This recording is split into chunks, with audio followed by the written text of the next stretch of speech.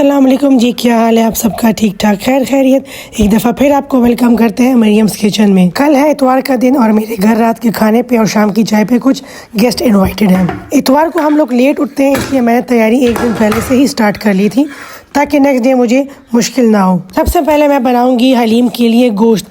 हलीम मैं पैकेट वाला ही यूज़ करूंगी। मेन्यू मेरा काफ़ी बड़ा है, इस वजह से कुछ चीज़ें मैं खुद बनाऊंगी और कुछ चीज़ें मैं बाजार वाली यूज़ करूंगी। नॉर्मली मैं दानेदार हलीम यूज़ कर रही हूँ, लेकिन इस दफ़ा गलती से ये पाउडर्ड हलीम आ गया। चले कोई नहीं, जब ज़्यादा चीज़ें बनती हैं तो उसमें कुछ अच्छी होती हैं और कुछ बुरी। अच्छा, यहाँ पे मैंने आधा किलो गोश्त लिया है, उसमें मैंने खाली लहसुन ऐड किया है और अब इसमें मैं ऐड करूँगी नमक। नमक ऐड करने के बाद मैं इसमें थोड़ा सा पानी और ऐड करूँगी और इसको रख दूँगी मैं 20 से 25 मिनट के लिए पकने के लिए।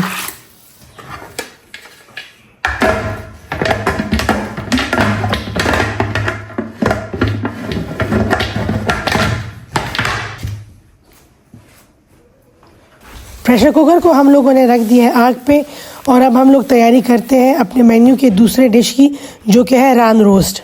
रान में अच्छे तरीके से मसाला लगा के हम लोग इसको फ्रिज में रख देंगे ओवरनाइट मैरिनेट होने के लिए। यहाँ पे हम लोगों ने लिए तकरीबन 1.5 कप के करीब दही। 1.5 कप दही में हम लोग ऐड करेंगे 2 टेबलस्पून भर के नमक, 1 टेबलस्पून भर के काली मिर्च पाउडर, 2 टेबलस्पून भर के कुटी लाल मिर्च, 2 टेबलस्पून भर के ज़ीरा और सूखे धनिए का पाउडर और 1 चम्मच भर के अदरक लहसुन का पेस्ट। तकरीबन 3 से 4 टेबलस्पून हम इसमें ऐड करेंगे वाइट विनेगर के और थोड़ा सा येलो फूड कलर। अब इन सारी चीज़ों को हम लोग अच्छे तरीके से मिक्स कर लेंगे।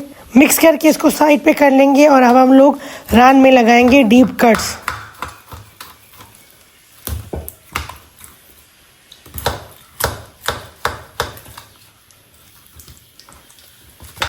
इस वाले जॉइंट पे भी हम लोग कट लगाएंगे ताकि इसको हम लोग जब पतीले में या प्रेशर कुकर में रखें तो ये अच्छे तरीके से बेंड हो जाए। अगर कट नहीं लगा होगा तो ये बेंड नहीं होगा।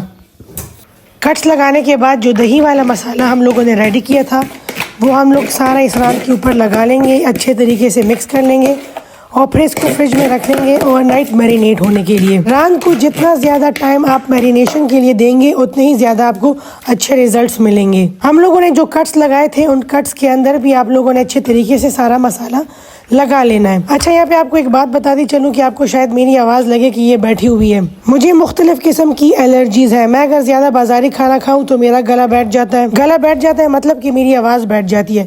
मेरी नींद ना पूरी हो तो मेरी आवाज़ बैठ जाती है। मैं ज़्यादा थकी हुई हूँ तो भी मेरी आवाज़ बैठ जाती है। अच्छा जी, मसाले में हम लोग ऑयल ऐड करना भूल गए थे, जो अब मैं इस स्टेज पे इसमें ऐड करूँगी। तकरीबन 3 से 4 टेबलस्पून आपने इसमें जो भी आप खाने वाला ऑयल यूज़ करती हैं वो आपने इसमें ऐड करना है। ऑयल को मैरिनेशन में ऐड करने का फ़ायदा ये होता है कि ऐसे आप जो भी चीज़ बना रहे हैं, आप प्रान बना रहे हैं, बारबेक्यू वगैरह बना दें तो वो सॉफ्ट और जूसी बनता है। मसाला अच्छे तरीके से लग चुका है, अब हम इसको रखेंगे फ्रिज में। अब हम लोग तैयारी करेंगे अपने मेन्यू की डिश नंबर 3 की, जो कि है स्मैश्ड बर्गर्स। बर्गर्स के लिए हम लोग जो पैटीज़ बनाएंगे उसके लिए कीमा हम लोग अभी से मैरिनेट करके रख देंगे। इसमें कोई ख़ास मसाले यूज़ नहीं होते, जस्ट नमक, काली मिर्च पाउडर और इसमें हम लोग ऐड करेंगे गार्लिक पाउडर फॉर्म में भी और फ्रेश पेस्ट फॉर्म में भी। नमक, काली मिर्च पाउडर, गार्लिक पाउडर और फ्रेश गार्लिक। ये 1 किलो कीमा है और 1 किलो कीमे में हम लोग ऐड करेंगे 2 अंडे। यहाँ पे मैं आपको एक टिप दूंगी कि जूसी पैटीज़ बनाने के लिए आपने इसमें 700 ग्राम्स बीफ लेना होता है और आपने इसमें 300 ग्राम्स फैट्स लेने होते हैं और यही रेशो आपने फॉलो करनी होती है चपली कबाब बनाने के लिए। चपली कबाब, सीख कबाब हमेशा जूसी और सॉफ्ट बनते हैं जब उसमें फैट्स होते हैं। वो लोग जो कंप्लेंट करते हैं कि हम लोग जब कबाब बनाते हैं तो वो बहुत हार्ड बन जाते हैं या वो श्रिंक हो जाते हैं, तो वो इस वजह से कि उसमें फैट्स एडिड नहीं होते। चले जी, हम लोगों ने इसमें सारी चीज़ें अच्छे तरीके से मिक्स कर ली और अब हम इसको भी क्लिंग रैप लगा के फ्रिज में रख देंगे ओवरनाइट मैरिनेट होने के लिए। वैसे तो मैरिनेशन की ज़रूरत नहीं होती, लेकिन मुझे पता है कि सुबह मेरे पास टाइम कम होगा, मैं भागूंगी दौड़ूंगी, इसलिए जितनी चीज़ें पॉसिबल हो सकती हैं वो मैं अभी से बना के रख लूँगी। बारी है डिश नंबर 4 की, जो कि है चिकन और जो कि हर मेन्यू में मस्ट होता है। हम इसमें डालेंगे अदरक लहसुन का पेस्ट। यहाँ पे मैंने 2 चिकन लिए, इसमें मैं ऐड करूँगी 1.5 चम्मच मतलब 1.5 टेबलस्पून नमक, 1 टेबलस्पून भर के काली मिर्च का पाउडर, 2 टेबलस्पून हम इसमें ऐड करेंगे रोस्टेड ज़ीरा और सूखे धनिए का पाउडर, 1 टेबलस्पून भर के कुटी लाल मिर्च, 3 से 4 टेबलस्पून हम लोग इसमें ऐड करेंगे वाइट विनेगर। 3 से 4 टेबलस्पून हम लोग इसमें ऐड करेंगे सोया सॉस के। 3 से 4 टेबलस्पून हम लोग इसमें ऐड करेंगे चिली सॉस के। 1 गिलास के करीब हम लोग इसमें ऐड करेंगे पानी और इसको हम लोग रख देंगे तेज आंच के ऊपर। हलीम बनाने के लिए हम लोगों ने जो गोश्त रखा था वो भी रेडी है। गोश्त के पीसेस को हम लोग यखनी से निकाल के इस यखनी में हम लोग जो दालों वाला पाउडर है वो ऐड कर लेंगे और अच्छे तरीके से मिक्स कर लेंगे। क्योंकि मैंने गरम यखनी में ये दालों वाला पाउडर ऐड किया था, इसलिए ये आम चम्मच से मिक्स नहीं होगा। इसके लिए आपको इलेक्ट्रिक हैंड बीटर यूज़ करना पड़ेगा। अच्छे तरीके से मिक्सिंग के बाद हम इसको रख देंगे तेज़ आंच पे पकने के लिए। और यहाँ पे मैं जो चिकन है उसमें थोड़ी सी ऐड करूँगी, तकरीबन 2 टेबलस्पून के करीब सूखी मेथी। मेथी से जो हम लोग ये ड्राई चिकन बनाते हैं ना, तो उसका जो अरोमा है और उसका जो टेस्ट है ना, वो बहुत ज़्यादा मज़े का आता है। चिकन को ढक लेंगे और इसको तेज़ आंच पे 15 मिनट के लिए पकाएंगे। 15 मिनट पकाने के बाद इसकी शक्ल कुछ ऐसी नजर आएगी। चिकन हमारा ऑलमोस्ट 80% डन है। कल हम इसको टेबल पे सर्व करने से जस्ट 5 मिनट पहले तेज़ आंच पे रख देंगे। इसमें थोड़ा सा ऑयल ऐड कर लेंगे, पानी अच्छे तरीके से खुश्क कर लेंगे और हरा धनिया और हरी मिर्ची ऐड करके लेमन ऐड कर लेंगे। यहाँ पे मैंने लिया है 1 कप ऑयल और उसमें मैंने प्याज को कट करके ऐड किया है। गोश्त को मैंने अच्छे तरीके से श्रेड करके उसमें हलीम मसाला ऐड कर लिया था और अब प्याज को गोल्डन ब्राउन होने पे ये गोश्त मैं इसमें ऐड करके अच्छे तरीके से पकाऊंगी।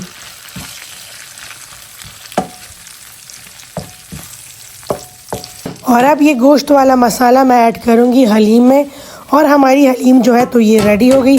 सुबह जस्ट इसको गर्म करना है और हल्का सा तड़का मज़ीद लगाऊंगी। चलिए जी, एक दिन पहले के करने वाले जितने भी काम थे वो सारे मैंने कर लिए। मज़े की बात यह है कि सर्दियां हैं और इनको फ्रिज में रखने की ज़रूरत भी नहीं है। इसको मैं ढक के बाहर ही रख दूंगी। आप सोते हैं और बाकी का काम हम लोग करेंगे सुबह उठने के बाद। चलिए जी, फिर गुड नाइट, शब बखैर, मिलते हैं सुबह। बखैर, इतवार का दिन स्टार्ट हो चुका है। नॉर्मली हम लोग इतवार वाले दिन 1 या 2 बजे उठते हैं। मेरे बाकी के घर वाले सो रहे हैं, लेकिन मुझे चूंकि टेंशन थी इसलिए मैं 11 बजे उठ गई। उठते साथ ही मेरा जो सबसे पहला काम होता है तिलावत लगाना ऊंची आवाज़ में, तो वो मैं लगाऊंगी और उसके बाद फिर जाएंगे किचन में और करेंगे काम शुरू।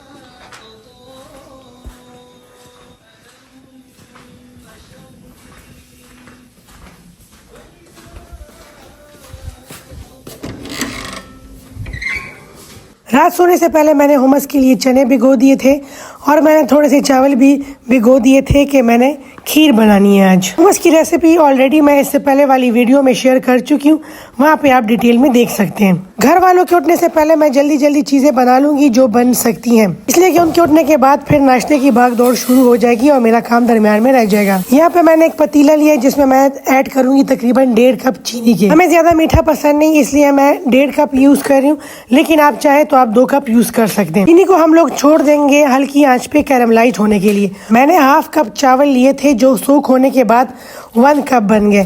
मैं अब वो लूँगी और उसमें ऐड करूँगी तकरीबन 4 पीसेस केक रस्क के। अच्छा, ये मैं किसखवानी बाजार की फेमस खीर बनाने लगी हूँ। उस खीर की खास बात ये कि एक तो उसका कलर थोड़ा सा ब्राउन होता है और वो काफ़ी ज़्यादा थिक होता है आम खीर के मुकाबले में। थोड़ा सा हम लोग इसमें दूध ऐड करेंगे, इतना दूध ऐड करेंगे कि ये दोनों चीज़ें अच्छे तरीके से ग्राइंड हो जाएं।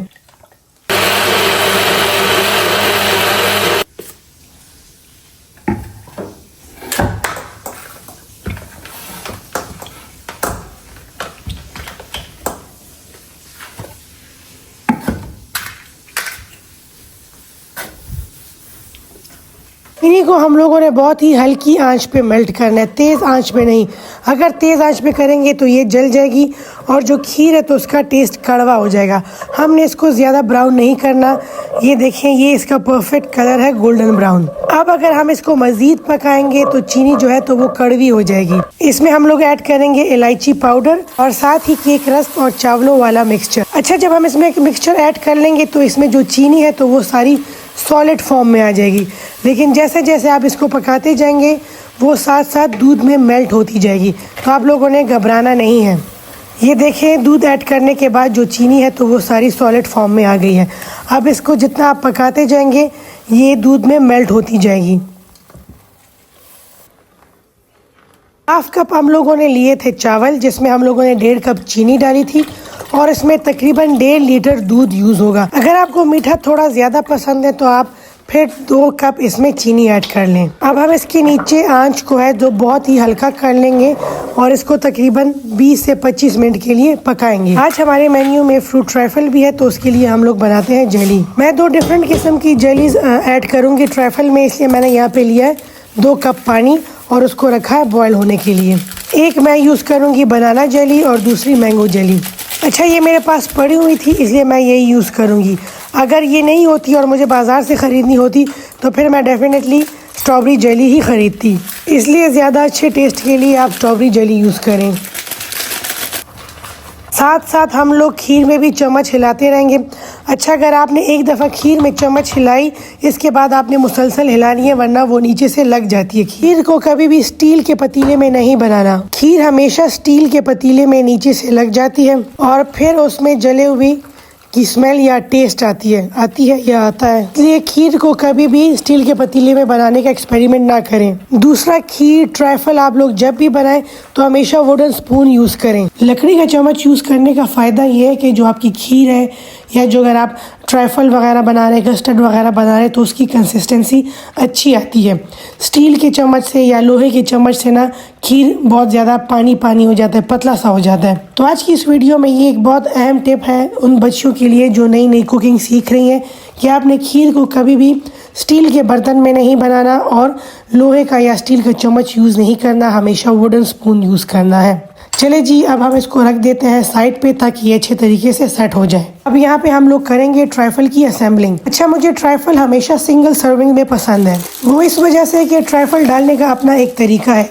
कुछ लोग क्या करते हैं कि ऊपर से खाली कस्टर्ड और जेली निकाल के बोल में डाल लेते हैं या कुछ साथ में फ्रूट्स डाल लेते हैं और केक जो है तो वो हमेशा नीचे बच जाता है। मतलब कोई भी उसको प्रॉपर तरीके से अपने लिए बोल में नहीं डालता और अक्सर लोग इतने बुरे तरीके से डालते हैं कि उसको देख के ही दिल भर जाता है और खाने को दिल नहीं करता। इसलिए मैं ट्राइफल को हमेशा बोल में डाल के सेट करके और फिर सर्व करती हूँ ताकि उसकी प्रेजेंटेशन अच्छी हो। यहाँ पे मैंने ब्रेड एंड बियॉन्ड का मार्बल केक लिया है, आप चाहे तो प्लेन केक भी यूज कर सकते हैं। केक के छोटे छोटे पीसेस करके मैं आप सारे बोल्स में वो रखूंगी ताकि सारे बोल्स में इक्वली केक के पीसेस आ जाएं, इक्वली फ्रूट्स आ जाएं और इक्वली क्वांटिटी में ट्रैफल और जेली भी आ जाए। अच्छा, इस तरह इंडिविजुअली सर्व करने के पीछे एक रीजन दूसरा भी है, वो ये कि आधे लोग ट्रैफल खाते हैं आधे नहीं। तो अगर आपने एक बड़े बोल में ट्रैफल सर्व किया है और उससे एक बंदे ने निकाल के खा लिया है, बाकी लोग नहीं खा रहे या घर के जो लोग हैं तो वो कहते हैं कि हम लोग कल खाएंगे, तो इससे प्रॉब्लम ये होगी कि उसमें सारा पानी आ जाता है। सारा जो आपका ट्रैफल है वो पानी पानी लिक्विड ही सा बन जाता है। अगर नेक्स्ट डे आप उसको खाएंगे तो वो ना देखने में अच्छा लगता है ना उसका टेस्ट वो होता है, ज़ाहिर है उसमें सारा पानी आ जाता है। तो ये बेस्ट तरीका है कि आप उसको सेपरेट बोल्स में सर्व करें।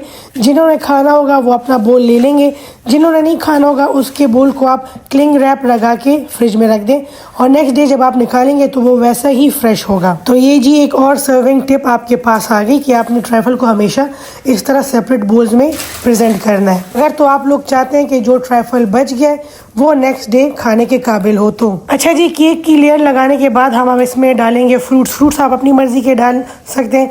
मैं यहाँ पे लूँगी केला, अंगूर और सेब। ट्राइफल में अच्छे भी यही फ्रूट्स लगते हैं, आप चाहें तो आप कॉकटेल टिन फ्रूट्स जो मिलते हैं वो भी इसमें यूज़ कर सकते हैं। अंगूर थोड़े से बड़े साइज़ के हैं इसलिए मैं इनको भी पीसेस में काट के इसमें डालूँगी।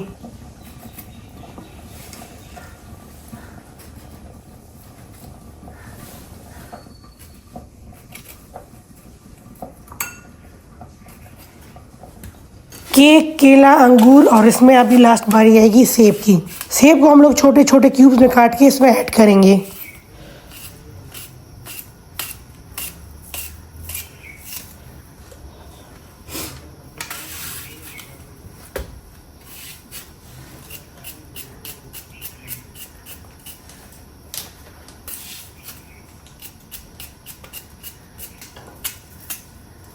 जब तक हमारे ट्रैफल के बोल्स रेडी हो रहे थे तब तक हमारा खीर भी हल्की आंच पे पक रहा था और खीर जो है तो वो बिल्कुल रेडी है।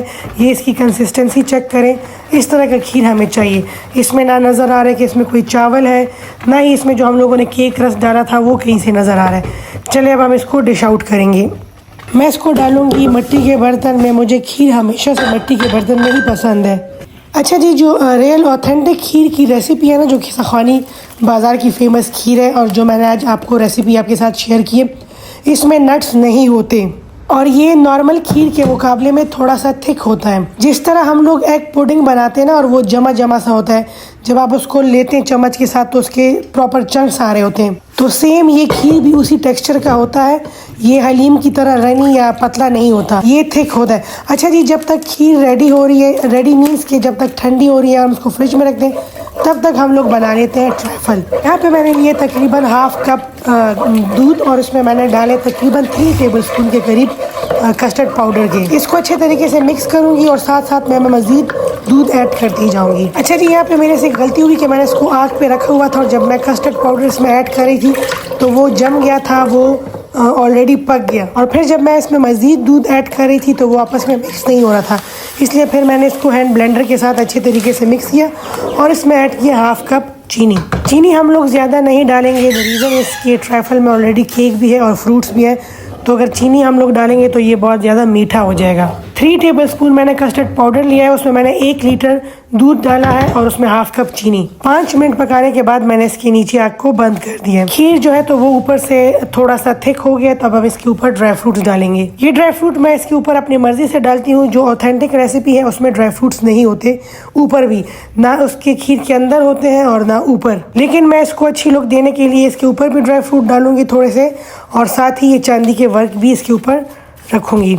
ये चांदी के वर्क भी मैं जिस बंदे से ड्राई फ्रूट लेती हूँ उसी से ये मैंने लिए थे, और ये आज से तकरीबन 1.5 साल पहले मैंने लिए थे और 400 के पैकेट में मुझे ये 100 शीट्स मिली थी, जो मेरी अब तक यूज़ हो रही हैं। खीर को हम लोग रख देंगे अब फ्रिज में ठंडा होने के लिए, और जो ट्राइफल है तो वो भी थोड़ा सा ठंडा हो चुका है, तो इसको अब हम लोग डाल देंगे बोल्स में और हमारा ट्राइफल जो है तो वो भी रेडी है। अच्छा, यहाँ पे एक दूसरी टिप दे दूँ उन सब लड़कियों को जो नई नई कुकिंग सीखने की, आपके घर में जब भी दावत हो तो कोशिश किया करें कि आपका जो मीठा है तो सबसे पहले वो बनाया करें।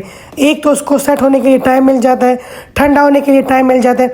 दूसरा, आपके हाथों को छुरी चमचे जो आप यूज़ करें उनको अदरक लहसुन नहीं लगा होता। बाद में बनाने का नुकसान ये होता है कि आपको आइडिया नहीं होता कि किस छुरी से आपने प्याज काटा है, किस छुरी से आपने लहसुन छीला है, और अक्सर हाथों में से भी मसालों की और प्याज अदरक की जो स्मेल है वो जाती है, तो इसलिए मीठा हमेशा पहले बनाया करें। अच्छा, अब मैं इसको रखूँगी दूसरे किचन में और यहाँ मैं बनाऊँगी नाश्ता, क्योंकि मेरे घर वाले जो है तो वो उठ गए। आज मैंने सारा काम इसी डर्टी किचन में किया है, मेन किचन में नहीं किया। द रीज़न इसके वहाँ चूल्हे में गैस जो है तो वो ख़त्म है। बंदे को बुलवाया है और वो कहते कि मैं जी 3 बजे आऊँगा और फिर जो सिलेंडर है तो वो भर के लेके आऊँगा, तो इस वजह से कल से मैं सारा काम इसी छोटे किचन में कर रही हूँ। नाश्ता बनाते हुए मुझे ये तसल्ली थी कि चलो मेरा मीठा भी रेडी हो गया और कुछ मेरी ऐसी डिशेज़ हैं जो कि ऑलरेडी रेडी हो चुकी हैं। पर्सनली मुझे इतवार वाले दिन घर में दावत नहीं पसंद। उसके पीछे रीज़न ये है कि इतवार वाले दिन सारे घर वाले घर पे होते हैं, छुट्टी होती है और हर किसी को हर आधे घंटे बाद कुछ ना कुछ चाहिए होता है। मुझे किचन में काम पसंद है कि मैं अकेली हूँ और मेरे ऊपर कोई आवाज़ ना हो कि अब ये लेकर आओ या अब ये करो, ये काम छोड़ दो। मुझे काम दरमियान में छोड़ना ना सख्त बुरा लगता है। चलें, यहाँ पे आपके साथ एक मज़े की बात शेयर करती हूँ। कुछ दिनों पहले मैं और मेरी मदर इन लॉ अकेले गए थे लाहौर से इस्लामाबाद। वहाँ कुछ पश्तो में हम लोग कहते हैं ना खेबदी थी, वो करके फिर हम लोग गए ज़ियारत काका से अपने गांव। वहाँ पे 1-2 मुबारकियाँ करनी थी, वो करके फिर हम लोग वापस आए लाहौर। उन वीडियोस पे मुझे बहुत ज़्यादा मैसेजेस आए, बहुत ज़्यादा कमेंट्स आए कि लाइफ तो आप दोनों एंजॉय कर रही हैं, आपके मज़े हैं, कोई रोक टोक नहीं है। तो देखें कि मैंने आपको खाली वो चीज़ दिखाई है जो दिखाने के काबिल थी, या मुझे लगता था कि आप लोग एंजॉय करेंगे। सोशल मीडिया के बाहर भी हमारी एक पर्सनल लाइफ है जो अभी मैंने आप लोगों को दिखाई नहीं है, जो शायद मैं आप लोगों के साथ कभी भी शेयर नहीं करूँगी। वो उस लाइफ में हम लोग बिल्कुल आम और घर की औरतें हैं, जिस तरह घर की औरतें काम करती हैं सेम उसी तरह हम लोग भी कर दें। लेकिन अगर हमें कोई आज़ादी मिली है या हम लोग कोई चीज़ इंजॉय कर रहे हैं या हमें कोई चीज़ आप लोगों से एक्स्ट्रा मिली है, तो उसके पीछे रीज़न है कि उसके लिए हम लोगों ने एक्स्ट्रा एफ़र्ट की है। मैंने अपनी सास को और ख़ुद को हमेशा देखा है कि हम लोग बहुत से ऐसे मर्दों वाले काम हैं जिनकी औरत सोच भी नहीं सकती कि वो ये काम करेगी, वो हम लोग करते हैं। हमने अपने घर के मर्दों के बहुत से बर्डन्स जो है तो वो अपने ऊपर डाले हुए हैं। अच्छा जी, यहाँ पे बताते चलूँ कि जो ट्राइफल है वो ऊपर से सेट हो गया, तो अब हम इसके ऊपर जेली डालेंगे। जेली को मैंने पीसेस वगैरह में नहीं डाला, मैं उसको वैसे ही चम्मच से निकाल के और उसके ऊपर स्प्रेड कर रही हूँ। फिर इसको मैं रात के खाने तक फ्रिज में ही रखूँगी। अच्छा, मुझे ये याद नहीं पड़ता कि मेरे हस्बैंड ने कभी मुझे कॉल की और बताया कि जी आधे घंटे में मेरे मेहमान आ रहे हैं और आप ये तैयार करो, और आगे से मैं ये कहूँ कि नहीं घर में ये नहीं है या मैं ये नहीं कर सकती, या ये इतने थोड़े टाइम में मैं इतनी सारी चीज़ें कैसे रेडी करूँगी। हस्बैंड ने बता दिया, अब आगे का काम मेरा है कि मैं वो सारी चीज़ें किस तरह अरेंज करती हूँ और आधे घंटे में क्या क्या चीज़ें मैं रेडी करती हूँ। सेम ऐसे ही मेरी मदर इन लॉ है। हमने कभी अपने मर्दों को आगे से ना नहीं की और ना ही हम लोगों ने कभी उनको ये फीलिंग्स दी है कि हम लोग नाजुक औरतें हैं, हम लोग ये नहीं कर सकते, हम लोग वो नहीं कर सकते। खाली आप लोग इस चीज़ से अंदाज़ा लगा लें कि हम लोग वर्कशॉप अपनी गाड़ियों को लेके जाते हैं सर्विस कराने के लिए, तो बाकी आप लोग खुद अंदाज़ा लगा लें कि हम लोगों ने अपने मर्दों के लिए कितनी आसानियाँ पैदा की हैं। तो यहाँ बताने का मकसद ये है कि आप लोग को जो चीज़ें नज़र आ रही हैं या अगर हम लोग कोई मज़े कर रहे हैं तो इसकी हम लोग पूरी की पूरी कीमत अदा कर दें। वैसे ही फ्री में हर किसी को हर चीज़ नहीं मिलती। अच्छा जी, नाश्ता भी मैंने उनको दे दिया, नाश्ता खुद भी कर लिया, ट्राइफल जो है तो वो भी सेट हो गई। अब बारी है सैलेड की। सैलेड की रेसिपी ऑलरेडी मैं आपसे इससे पहले वाली वीडियो में शेयर कर चुकी हूँ, आप वहाँ से चेक कर सकते हैं। सैलेड बनाते बनाते सोचा कि क्यों ना मैं जो मटन कढ़ाई बनाऊंगी उसके लिए भी गोश्त मैं कुकर में रख दूं, ताकि जब तक हमारा सैलेड रेडी होता है तब तक हमारा गोश्त जो है तो वो रेडी हो जाए। यहाँ पे मैंने 2 किलो गोश्त लिया है, जिसमें मैंने ऐड किया है अदरक लहसुन का पेस्ट, साथ में मैं डाल रही हूँ नमक और ये जी ब्लैक पेपर पाउडर। इसके अलावा इस कढ़ाई में मैं और कुछ भी नहीं डालूंगी। पानी ऐड करने के बाद मैं इसको 15 से 20 मिनट के लिए कुकर में पकाऊंगी। 15 से 20 मिनट कुकर में पकाने का मतलब कि जब फर्स्ट विसल बजेगी तो उसके बाद मैं इसको 15 मिनट मजीद पकाऊंगी। अच्छा जी, ये वीडियो उन सब के लिए जो कहते हैं कि आपका किचन हर वक्त पाक साफ होता है, तो ऐसा नहीं है। काम करते हुए हर किसी का किचन जो है तो वो मैसी हो जाता है और हमारा भी होता है। अच्छा जी, यहाँ पे एक और टिप देती चलूँ कि जिनके किचन में टाइल्स हैं तो वो सिंक के आगे ये रग लाजमी रखा करें, नहीं तो किचन में काम करते हुए और बर्तन धोने के बाद सारा किचन जो होता है तो आपका नीचे से कीचड़ कीचड़ हो जाता है। चलने फिरने की वजह से सारे गंदे पैर जो है तो वो अंदर जाते हैं। इस रग की वजह से आपका किचन हमेशा ड्राई रहता है। तो किसी अच्छी क्वालिटी का ये रग खरीदें ताकि वो पानी भी एब्जॉर्ब करे और ख़राब भी ना हो। सैलेड के बाद नेक्स्ट बारी है हुमस की। हुमस के लिए मैंने चने रात से ही भिगोए हुए थे, सुबह उसको बॉयल कर लिया था और अब मैं हुमस को असेंबल कर रही हूँ। हुमस की रेसिपी भी आपको इससे पहले वाली वीडियो में डिटेल में नज़र आएगी या आपको मिलेगी, तो आप वहाँ से चेक कर सकते हैं। उस वीडियो में भी आपको बताया था कि हुमस मेहमान खाएं या ना खाएं, लेकिन मेरे बेटे और हस्बैंड के ये फेवरेट है, इसलिए हर दावत में इसका होना मस्ट है। दावत की तैयारी करने के लिए हम लोग सबसे पहले वो डिशेस बनाते हैं जिसको हम लोग बना के रख देते हैं और उसको फिर एज इट इज़ हम लोग सर्व करते हैं। मतलब उसमें कोई गर्म करने वाला सीन नहीं होता। जैसे हमारे डिजर्ट्स हो गए, सैलेड हो गया, ये हुमस हो गया, इन सारी चीज़ों को हम लोग पहले से बना के रख देते हैं और फिर जब खाना सर्व करना हो तो उस टाइम सर्व कर दें। नॉर्मली इतनी टफ रूटीन में मैं पंजीरी का काम नहीं करती। ज़ाहिर है एक जगह दावत की तैयारी करनी होती है, ज़्यादा चीज़ें बनानी होती हैं, दूसरी तरफ पंजीरी का काम भी थोड़ा सा हैवी होता है, तो मैं कभी भी ये दोनों चीज़ें एक साथ नहीं करती। लेकिन मुझे जी बहुत ज़्यादा अर्जेंट में किसी ने ऑर्डर्स प्लेस किए हैं जिन्होंने बाहर पंजीरी लेके जानी है, तो अभी जी साथ साथ मैं ये पंजीरी की पैकिंग भी कर रही हूँ। पंजीरी बनाने के लिए मैं हमेशा अबाया पहन लेती हूँ। अबाया इसलिए पहनती हूँ कि एप्रन जो होता है तो वो आपको खाली फ्रंट से कवर करता है। अक्सर औरतों के आस्तीनों पे बाल वगैरह लगे होते हैं कंघी करने के बाद, तो इस चीज़ से बचने के लिए मैं हमेशा अबाया पहन लेती हूँ कि अगर कोई बाल वगैरह लगा भी हो तो वो पंजीरी में ना जाए। अच्छा, मैं जब भी पंजीरी बनाती हूँ मैं हमेशा अपने बालों को रैप करती हूँ, अबाया पहना होता है और हर एक चम्मच जो उठाती हूँ तो उस पर बिस्मिल्लाह पढ़ती हूँ। पीछे जो होती है तो वो मुसलसल तिलावत चल रही होती है ताकि पंजीरी में कोई बाल वगैरह ना गिरे या और कोई ऐसी चीज़ जो क्लाइंट को मुंह में आ जाए और फिर उनका दिल ख़राब हो। तो इन सारी चीज़ों से बचने के लिए मैं सारी हिफाजती तदाबीर करती हूँ। तब मैं सोचती हूँ कि ये शॉप वाले जो इतनी गंदगी में काम करते हैं, कोई उनके प्रिवेंटिव मेजर वो नहीं लेते, तो उनका खाना इस तरह पाक साफ कैसे होता है। मुझे ऑलरेडी 2 कंप्लेंट्स मिल चुकी हैं और उसने मुझे मतलब हिला के रख दिया कि इतने ज़्यादा प्रिवेंटिव मेजर लेने के बाद भी अगर कंप्लेंट्स आ रही हैं तो ये मुझे और मज़ीद क्या करना चाहिए। चले कोई नहीं, अल्लाह मालिक है। अच्छा, ये वाला पार्ट ऐड करने की इस वीडियो में कोई ज़रूरत नहीं थी, लेकिन मैंने इसको जानबूझ के ऐड किया है। जानबूझ के इसलिए ऐड किया कि मैं उन सब औरतों को, उन सब लड़कियों को दिखा सकूं जो कहती है कि आप मजे कर रही हैं, आप जो मर्जी चाहे आप खरीद लेती हैं। तो अपनी मर्जी की चीजें खरीदने के लिए मुझे इतनी मेहनत करनी पड़ती है। आज अगर मैं अपने घर वालों से कहती कि नहीं आज मैंने अर्जेंट ऑर्डर जो है तो उनकी डिलीवरी करनी है, हम लोग दावत कल कर लें, तो मुझे घर वालों की तरफ से ये जवाब मिलता कि तुम एक हाउसवाइफ हो, तुम्हारी फर्स्ट प्रायोरिटी जो है तो वो तुम्हारा घर है। तुम्हारे घर वालों ने कह दिया कि आज दावत है तो आज दावत का इंतजाम तुम्हें करना होगा। तुम जो ये पंजीरी का बिजनेस कर रही हो ये तुम्हारी अपनी चॉइस है, ये तुम्हारी अपनी मर्जी है, तुम्हारा अपना बिजनेस है। इससे घर वालों को या घर को कोई फायदा नहीं है। इससे मैं जो अर्न करती हूँ वो मैं खुद अपने ऊपर लगाती हूँ। इसलिए इस चीज़ की वजह से या मेरे बिजनेस की वजह से मेरा घर डिस्टर्ब नहीं होना चाहिए।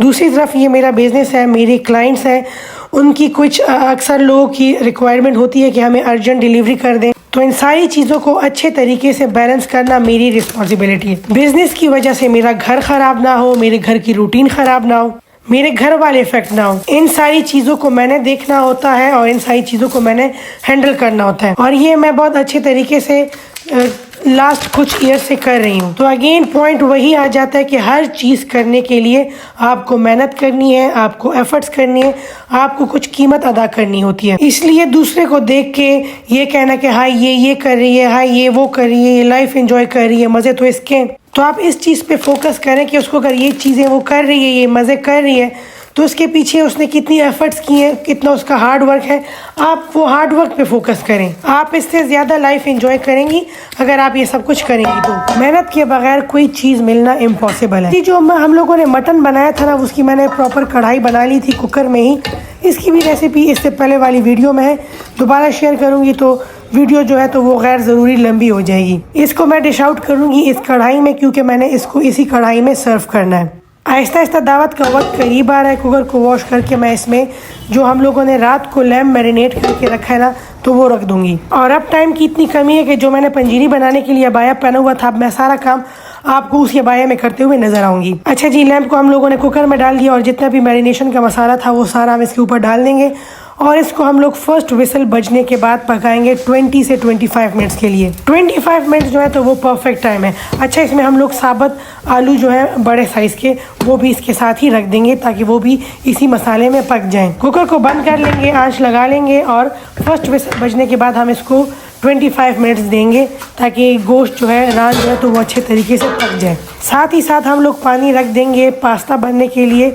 और यहाँ पे आज मैं बनाऊंगी जो टर्किश वायरल पास्ता है वो। जब तक पास्ता वाला पानी बॉयल होता है और कुकर जो है जिसमें हम लोगों ने रान रखी है वो पक रहा है, तब तक मैं प्याज वगैरह, अदरक, लहसुन, धनिया वगैरह काट लूँगी हलीम के लिए। हरी मिर्चें वगैरह जो हम लोग कढ़ाई के ऊपर डालेंगे वो सारी चीज़ों की मैं अभी कटिंग कर लूँगी, इसलिए कि टाइम मेरे पास है तो इसको मैं वेस्ट नहीं करूँगी।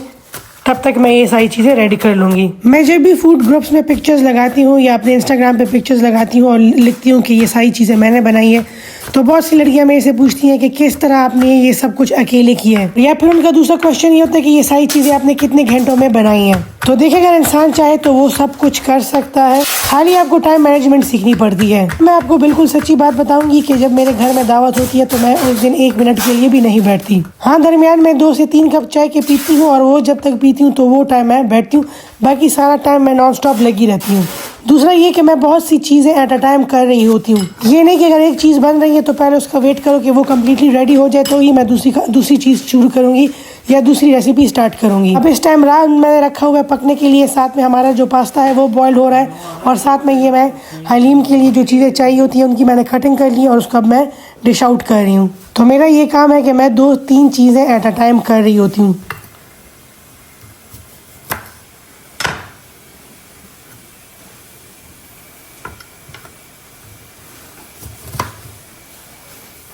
हलीम के लिए जो लवाजमात चाहिए वो सारे रेडी हैं और इस डिश को मैं अभी से टेबल पे रख दूंगी। हलीम को मैंने रात को ही रेडी कर लिया था और अब इसको मैं उस टाइम गरम करूंगी जब मैं सर्व करूंगी।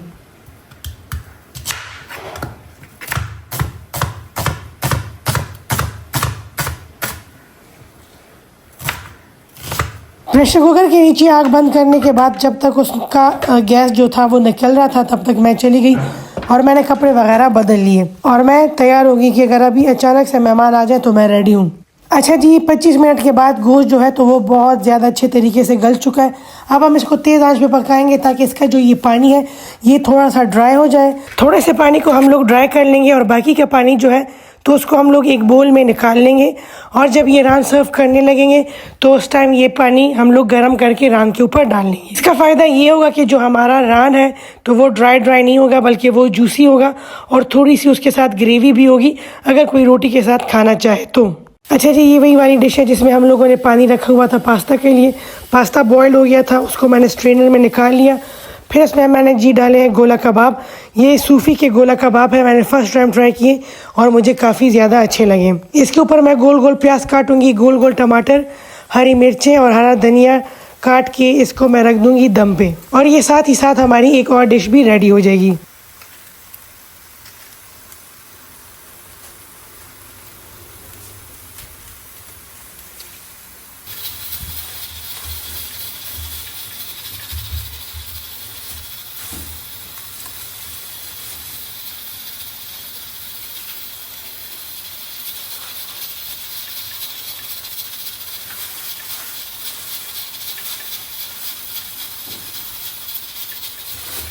कबाब में अपना मसाला था इसलिए मैं इसमें मज़ीद मसाले नहीं ऐड करूँगी। जस्ट जो मैंने प्याज टमाटर और हरी मिर्चें ऐड की हैं उसके ऊपर मैं हल्का सा चाट मसाला डाल के और इसको रख दूँगी दम पे पकने के लिए। चलते हैं दूसरे किचन में जहाँ पे सिलेंडर जो है तो उसमें हम लोगों ने गैस भर ली है और अब चूल्हे जो हैं वो हम लोग इस्तेमाल कर सकते हैं। यहाँ पे मैंने रखी है फ्राइज़ बनने के लिए, जो कि मैं ये कबाब वगैरह और जो ड्राई चीज़ें होंगी उनके साथ मैं सर्व करूँगी। और साथ ही हम लोग जो पास्ता बना रहे हैं उसके लिए मैं कीमा रेडी करूँगी। इसी फ्राइज़ वाले ऑयल में से थोड़ा सा ऑयल मैं डालूँगी इस पैन में। हम लोग इसमें डालेंगे 2 to 3 टेबल स्पून ऑयल के और साथ में हम लोग इसमें डालेंगे लहसुन का पेस्ट। यहाँ पे मैंने लिया है 300 ग्राम्स बीफ का कीमा, वो अब मैं इसमें पकाऊंगी जो मैंने लहसुन का पेस्ट ऐड किया है ऑयल में। मसालों में हम इसमें खाली नमक ऐड करेंगे, रेड चिली पाउडर और साथ में ब्लैक पेपर। और हम इसको इतना पकाएंगे कि जो कीमा है तो ये बहुत ज़्यादा ड्राई हो जाए। इस रेसिपी की रिक्वायरमेंट है कि कीमा जो है तो वो थोड़ा सा रोस्टेड होना चाहिए, ड्राई होना चाहिए, क्रिस्पी होना चाहिए। फ्राइज़ हमारे रेडी हो गए हैं, इसको मैं अभी निकालूंगी। और बदकिस्मती से अब जब मैं फ्राइज़ को निकाल रही थी तो हमारा जो स्ट्रेनर था वो टूट गया और अब मैं टूटे हुए स्ट्रेनर से काम कर रही हूँ। फ्राइज़ वाले पैन को हम लोग चूल्हे से उतार देंगे और इसकी जगह हम लोग फ्राइंग पैन रख लेंगे और इसमें हम लोग बनाएंगे बर्गर्स के लिए कैरामलाइज्ड अनियंस। फ्राइंग पैन में मैंने 1 टेबल स्पून ऑयल लिए और अब मैं तकरीबन 2 बड़े साइज़ के अनियंस को इस तरह सर्कल्स में काट के ऐड करूँगी और इन अनियन रिंग्स को मैं गोल्डन ब्राउन होने तक पकाऊंगी। साथ साथ हमारा कीमा भी रेडी हो गया, रेडी तो नहीं हुआ, खैर रेडी हो रहा है। अच्छा, थोड़ा सा पकने के बाद हम इसमें ऐड करेंगे प्याज को हम लोगों ने क्यूब्स में काटा हुआ है और इस रेसिपी की रिक्वायरमेंट ये है कि प्याज को हम लोगों ने फुली कुकड नहीं करना। कीमे को हम लोगों ने पहले अच्छे तरीके से पकाना है, वो ड्राई हो जाए, पक जाए, उसके बाद हम इसमें प्याज ऐड करेंगे और प्याज को हम लोगों ने खाली इतना पकाना है कि ये सॉफ्ट हो जाए, ओवर कुक नहीं करना। और यहाँ पे जी हमारा जो कीमा है तो वो ऑलमोस्ट रेडी है। मेहमान मेरे आ गए हैं और अब मैंने आहिस्ता आहिस्ता चीज़ें सर्व करनी है। हम लोग जो टर्किश पास्ता बना रहे हैं उसकी जो खासियत है या जो मेन चीज़ है तो वो इसका ये गार्लिक सॉस है, जिसके लिए हम लोगों ने यहाँ पे लिया 1 कप दही और उसमें हम लोगों ने 3 से 4 क्लोव गार्लिक के क्रश करके वो ऐड किए, ब्लैक पेपर ऐड किया है, नमक ऐड करेंगे और लेमन ऐड करेंगे और सारी चीज़ों को फिर अच्छे तरीके से मिक्स करेंगे।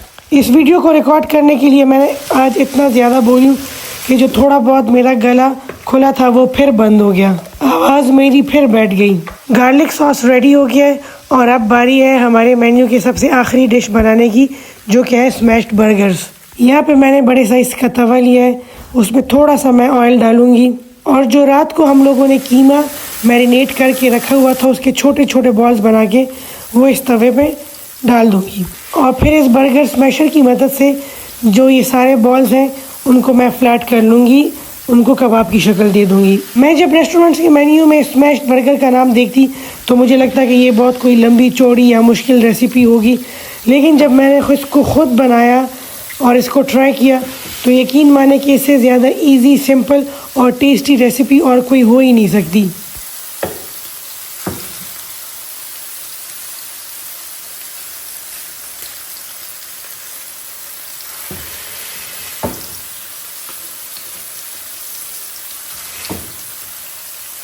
तकरीबन 2 से 3 मिनट हम इसको एक एक साइड से पकाएंगे।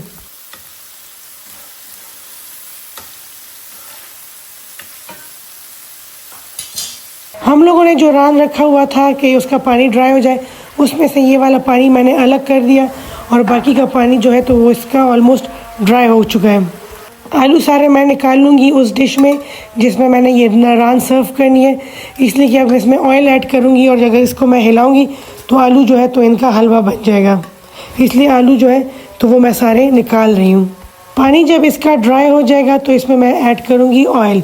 ऑयल मैं वही चिप्स वाला ऑयल यूज़ कर रही हूँ, इसलिए कि मैंने उसमें दोबारा फ्राई नहीं करनी और मैं वो सारा ऑयल अभी कुकिंग के लिए यूज़ करूँगी। और ये भी मैं आपको ऑलरेडी बता चुकी हूँ कि मैं ऐसा क्यों करती हूँ, इससे पहले वाली वीडियो में सारी डिटेल मौजूद है।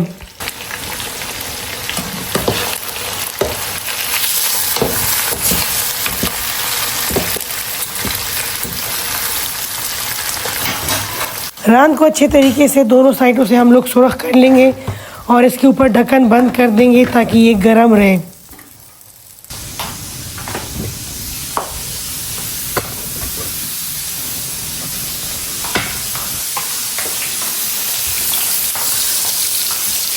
हमारी आधी बर्गर पैटीज़ जो है वो रेडी हो गई और आधी रेडी हो रही हैं। तब तक हम इसके लिए सॉस बना लेते हैं। सॉस के लिए यहाँ पे मैंने लिए 1 कप मेयोनीज़। 1 कप मेयोनीज़ में मैंने ऐड किए 4 टेबलस्पून मस्टर्ड सॉस और साथ ही मैं एलपिनोस को चॉप करके वो इसमें ऐड करूँगी।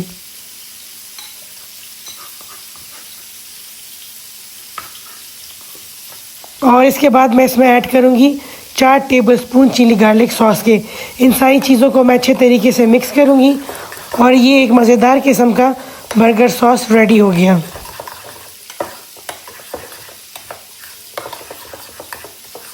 आलू जो हम लोगों ने निकाले थे रान से उसको हम लोग दरमियान में कट कर लेंगे। सारी चीज़ें जो है तो वो बस अभी रेडी पड़ी हुई हैं सर्व होने के लिए, टेबल पे जाने के लिए। कुछ चीज़ें अभी गर्म हो रही हैं, कुछ गर्म हो चुकी हैं। बस खाली हमारे जो बर्गर्स हैं वो रेडी होने वाले, जिसमें अब मेरे ख्याल में 3 से 4 मिनट मज़ीद लगेंगे। चिकन का पानी हम लोगों ने ड्राई कर लिया था, उसको तेज़ आंच पे पकाया, उसमें थोड़ा सा ऑयल हम लोगों ने ऐड किया, हरी मिर्ची और हरा धनिया डाल लिए और वो बिल्कुल रेडी है सर्व होने के लिए। हलीम को भी गर्म करके हम लोगों ने तड़का लगा लिया और वो भी रेडी है सर्व होने के लिए। बर्गर पैटी सारी रेडी हो गई। अब उसी तवे पे हम लोग सारे जो बन्स हैं उनको गर्म करेंगे और ये सारे जो बन्स गर्म हो गए उनको मैंने अपने लिए तरतीब में रखे ताकि मैं जल्दी जल्दी सारी असेंबलिंग करूं। सबसे पहले हमें सारे बन्स पे सॉस लगाएंगे।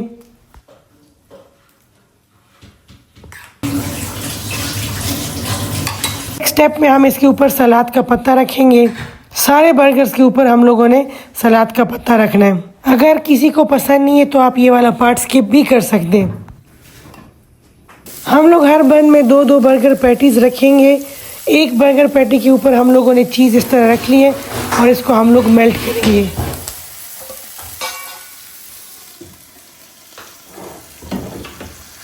चीज़ जब मेल्ट हो जाएगा तो फिर उसके बाद ये सारी पैटी जो है तो एक एक बन के ऊपर रख देंगे और इसके ऊपर एक हम लोग सिंपल पैटी रखेंगे।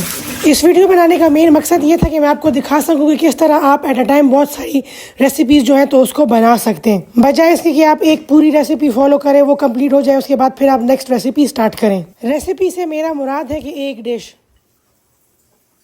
अब एक एक टमाटर का स्लाइस रखेंगे और उसके बाद जो हम लोगों ने कैरमलाइज्ड अनियंस बनाए थे वो सारे बर्गर्स के ऊपर हम लोग रखेंगे।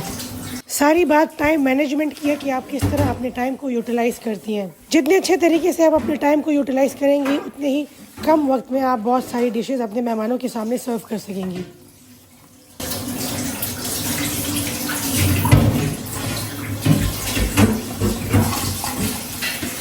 बर्गर के ऊपर वाले पार्ट पे भी हम लोग सॉस लगाएंगे और ये हमारे जो स्मैश्ड बर्गर्स हैं वो रेडी हैं।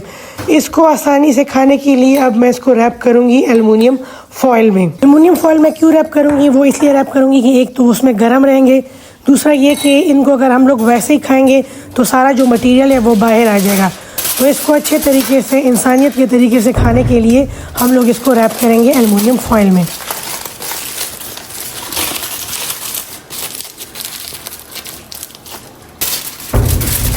रखते बच्चे बर्गर्स को हम लोगों ने रैप करके इसी तरह तवे पे रख लिया ताकि ये गर्म रहे। नीचे हल्की सी आंच जलाई है। तवा जब अच्छे तरीके से गर्म हो जाएगा आंच बंद कर देंगे। ये एक बर्गर बच गया क्योंकि एल्युमिनियम फॉइल जो है तो वो ख़त्म हो गया। पास्ता हम लोगों ने काफ़ी टाइम का बॉईल करके रखा हुआ था और उसको उसी डिश में निकाला था जिसमें हम लोगों ने सर्व करना है। अब इसके ऊपर कीमा जो है जो हम लोगों ने अभी तैयार किया था वो डालेंगे गरम गरम। कीमे को हम लोग पास्ते में मिक्स नहीं करेंगे बल्कि इसकी लेयरिंग करेंगे। नीचे की लेयर होगी पास्ते की, उसके ऊपर हम लोग वो कीमा डालेंगे। नेक्स्ट इसके ऊपर हम लोगों ने जो गार्लिक योगर्ट रेडी किया था वो इसके ऊपर सारा डाल लेंगे। नेक्स्ट स्टेप मुझसे रिकॉर्ड होना रह गया, उसमें हम लोगों ने क्या करना है कि 250 ग्राम्स हम लोग बटर लेंगे। उसमें हम लोगों ने हाफ़ टी स्पून पेपरिका डाल के उसको अच्छे तरीके से बॉईल करना है। जब वो बॉईल हो जाए तो उस बटर को हम लोग डाल लेंगे इस पास्ता के ऊपर। नेक्स्ट स्टेप में हम लोग डालेंगे इसके ऊपर क्यूब्स में कटे हुए टमाटर और हरा धनिया और थोड़ी सी हरी प्याज। और ये जी हमारा बहुत ही मज़ेदार किस्म का टर्किश पास्ता रेडी हो गया। ये शायद देखने में इतना अच्छा ना लगे लेकिन जब आप इसको एक दफ़ा खाएंगे आप इस पास्ते के दीवाने हो जाएंगे और बाकी हर किस्म का पास्ता आप लोग भूल जाएंगे। गार्निशिंग के बाद हम इसको रख देंगे टेबल पे, इसलिए अगर ये ठंडा हो भी जाए तो ज़्यादा फ़र्क नहीं पड़ता। इसमें खाली कीमा गर्म है, बाकी सारी की चीज़ें ठंडी। तो अगर कीमा भी ठंडा हो जाए तो ज़्यादा फ़र्क नहीं पड़ता, इसलिए इसको हम लोग अभी से टेबल पे रख देंगे। ये वो मिक्सचर था जो हम लोगों ने रान से अलग किया था कि हम इसको बाद में इसके ऊपर डालेंगे। इसको मैंने अच्छे तरीके से गर्म किया और अब ये मैं रान के ऊपर सारा फैला रही हूँ क्योंकि अब इसको हम लोग सर्व करने लगे हैं टेबल पे। बाकी की सारी चीज़ें टेबल पे जा चुकी हैं और ये है जी हमारे टेबल की फाइनल लुक। बर्तन मैं वही यूज़ कर रही हूँ जो मैंने लास्ट हफ्ते यूज़ किए थे, वो इस वजह से कि ये नए बर्तन आए। एक तो मुझे जगह नहीं मिल रही कि कहाँ पे इनको सेट करूँ से मुराद कि इसको किस अलमारी में रखूँ। सो ये ऑलरेडी डाइनिंग टेबल पे पड़े हुए थे और दूसरा मैं इतना थकी हुई थी कि मेरे में हिम्मत ही नहीं थी कि इनको रख के और इसकी जगह दूसरी क्रॉकरी निकालूं। हर चीज़ गरम गरम सर्व की गई है, आपको धुआं उड़ता हुआ नज़र आ रहा होगा। तो वो सारे लोग जो अक्सर मेरे से पूछते हैं कि जब आप सेटिंग करती हैं तो आपका खाना ठंडा नहीं हो जाता या आप जब फोटोग्राफी करती हैं तो खाना ठंडा नहीं हो जाता, तो भाई सेटिंग मैंने सारी रात से की होती है या कुछ टाइम पहले की होती है और मुझे आइडिया होता है कि कौन सी चीज़ को गरम गरम ला के मैंने कहाँ पे रखना है। दूसरा मुझे ये आइडिया होता है कि कौन सी चीज़ों को मैंने ठंडा सर्व करना है, कौन सी चीज़ों को हल्का गर्म और कौन सी चीज़ों को बॉइलिंग गर्म सर्व करना है। तो सारी टेबल उसके अकॉर्डिंगली मैं सेट करती हूँ। डेजर्ट्स, सैलड्स वगैरह या बाकी के जो स्टार्टर्स होते हैं उनको मैं पहले रख लेती हूँ, साथ में बाकी की चीज़ें गर्म हो रही होती हैं और उनको गरम गरम ला के टेबल पे रखती हूँ। उम्मीद करती हूँ कि आज की वीडियो में आपने बहुत सी बातें सीखी होंगी। आपसे फिर मुलाकात होगी इंशाल्लाह नेक्स्ट वीडियो में। अपना बहुत सा ख्याल रखिएगा। अल्लाह हाफिज़।